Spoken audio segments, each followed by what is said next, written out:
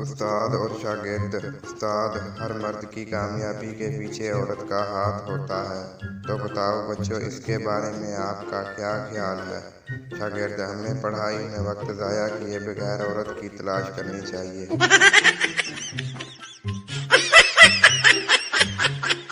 चूहा हाथी से 2 दिन के लिए अपनी निकर देना।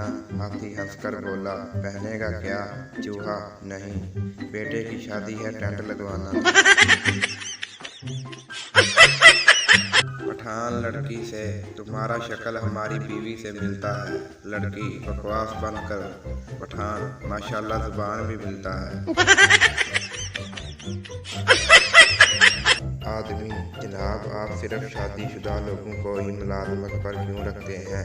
अफसर, क्योंकि उनमें बेइज्जती बर्दाश्त करने की सलाहियत ज़्यादा होती है और घर जाने की भी जल्दी नहीं होती।